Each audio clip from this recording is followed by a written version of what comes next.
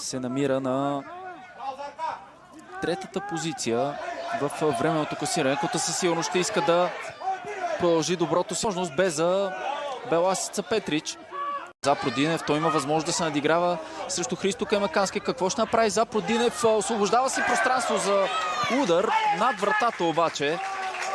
С неудобния си ляв крак се отправи този изстрел Запродинев, но свободното пространство, което бе оставено за бързоногия, след това да загуби топката обаче. Сега възможност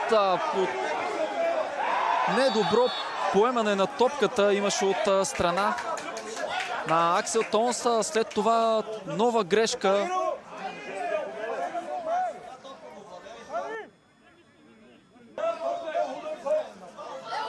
Запродинев като че ли ще стреля изстрел на Запродинев право в стената към Ганчев.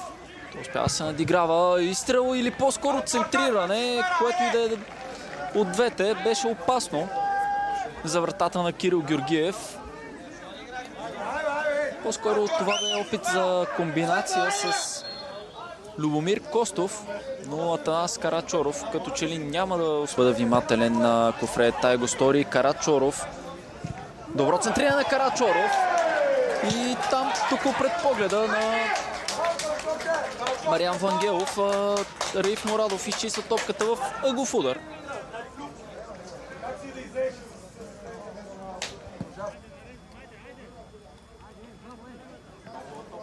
Раиф Морадов, едно от малкото нови попълнения в редите. Бъде като голов. Сега отново Аксел Тонса в наказателното поле. Поредица от грешки в отбраната на Марек първоначално. Лошата комбинация на Милен Иванов с негов съотборник позволи на Запродинев да излезе в прекрасна позиция.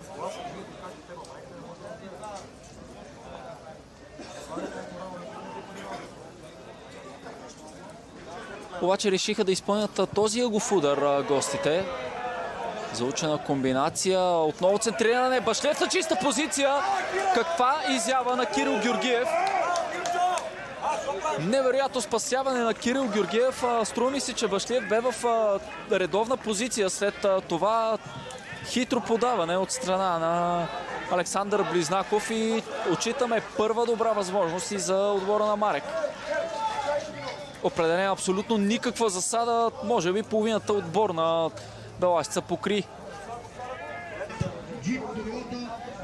Добро подаване. Успя да играе там Раиф Морадов с топката и ъглов удар.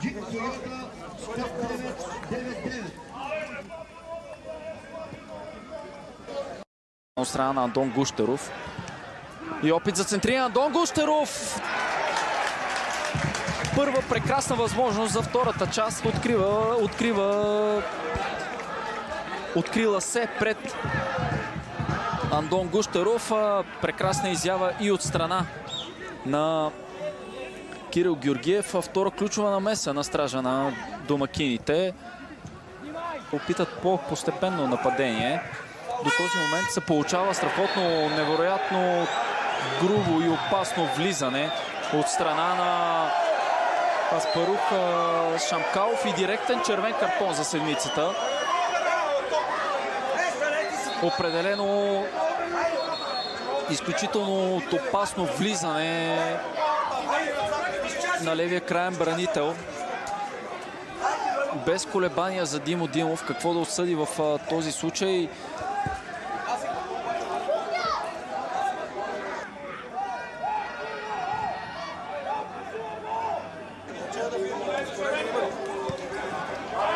Струва ми се, че от повторенията, които видяхме, картона е оправдан.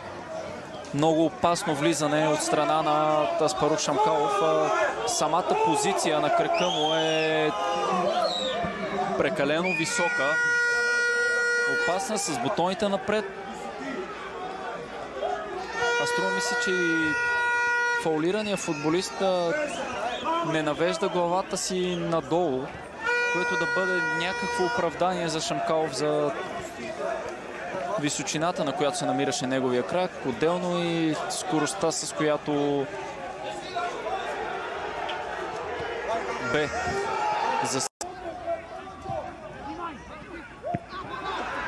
Сега възможност открила се пред Боян Стойнев за Марек.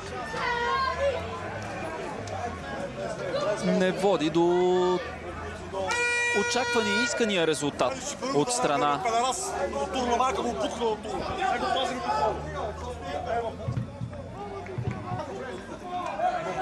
За Димитър Илиев е официалното предупреждение.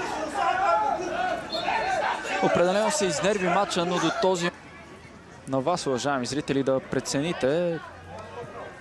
Сега отново възможност за Даниел Гогов. Изстрел на Даниел Гогов покрай вратата. Определено от Марек увеличи скоростта, увеличи темпото и увеличи броя създадени положения пред вратата на Кирил Георгиев. Цялата отбрана на петричани като че ли заспа в тази си.